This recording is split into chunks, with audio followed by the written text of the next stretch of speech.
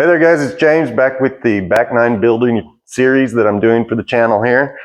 Today we're going to put up the baseboards. If you sat through the 20 minutes worth of why to prime boards and everything before you get them to go on the wall, then you'll be happy that we're doing something different today, because I am. The homeowner actually has 1x6s that he wants to put up. He's not having me do any angle cuts, miter cuts, or anything like that. They're just 1x6s. He wants a little rustic look, and he wants them butted up next to each other, which I'll show you that as we go, which is good. I mean, it's the easiest thing in the world for me to do. Tools you're going to need for this: pencil, carpenter's pencil, or any pencil, tape measure, nail gun,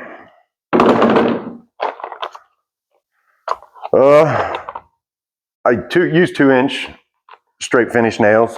2-inch, that will get you all the way into a stud. So you want your base to fit in tight, and that uniform a stud up top. Behind a wall, you got a bottom plate, which is 1.5 inches. You can always get into that with the trim, but higher up so that it gets on the wall and you don't have to try to fill with caulk and it move on you and everything else and start cracking that caulk. You'll want to get nails into studs as well. Use a compressor. Don't use the battery operated finish nailers, because honestly you won't get the nails deep enough. It's not as consistent. With a air compressor, you know what you're doing. 6-gallon air compressor. I've got just a little Craftsman here, but it's perfect. So there's the little compressor I'm talking about. You'll see gauges on this. This is your tank gauge. This is your regulator gauge. Your tank gauge usually want to be about 140 as far as PSI. That's a pounds square inch. And the regulated side, usually about 120. And with this thing, whenever it gets below like 100, it'll kick on and get the regulated pressure back up.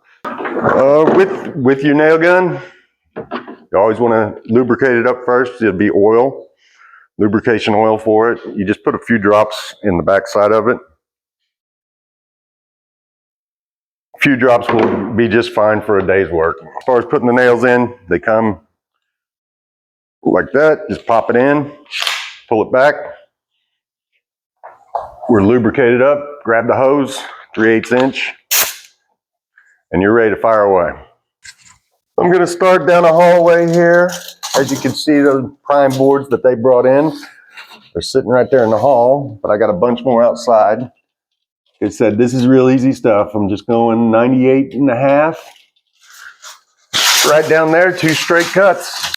Other thing you'll need when doing this sort of work is a good miter saw.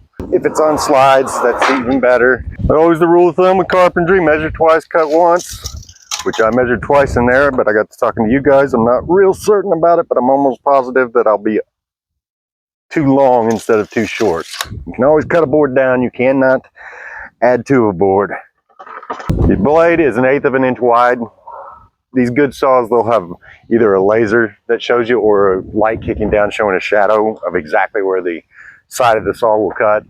So you want to make sure you get right on the lines and whatnot. So, because like I said, this is finished carpentry, so 1/8 inch means a lot here. 1/16 inch means a lot sometimes.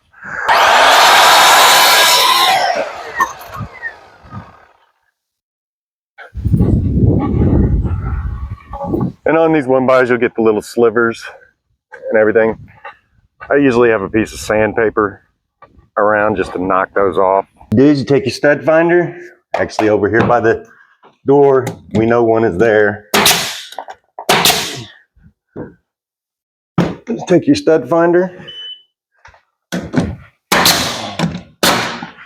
Pop 2. Get them on these textured walls. They're sometimes harder for these cheaper stud finders to find. And as I said, at the bottom, there's a 1x bottom plate that the framer had in there. It's going to be 1.5 inches up, so anything you put on the bottom is going to catch. But yeah, we're in the studs now.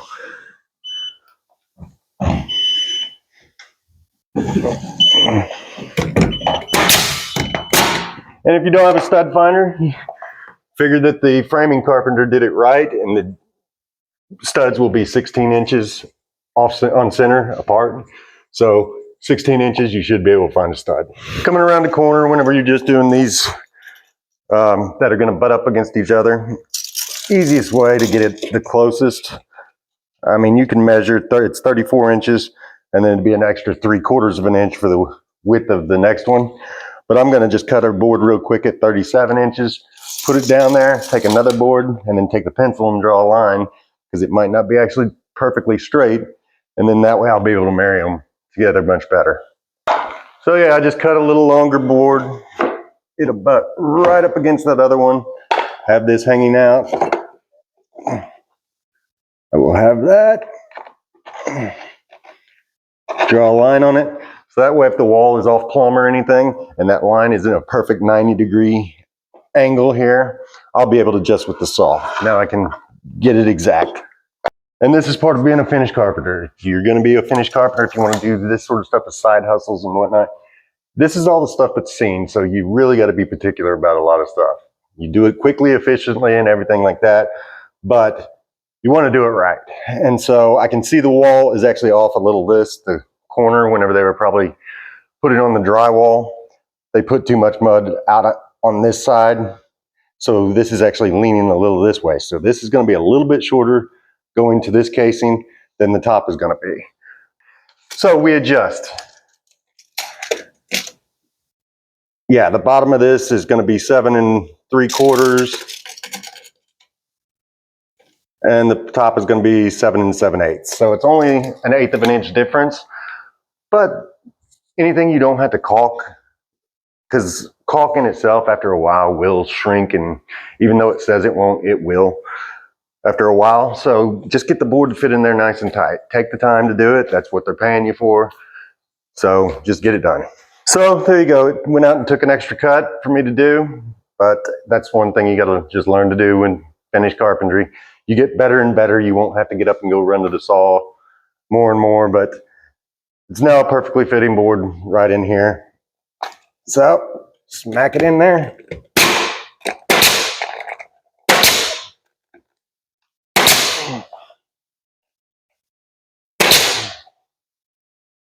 And yeah, very minimal caulk for that one.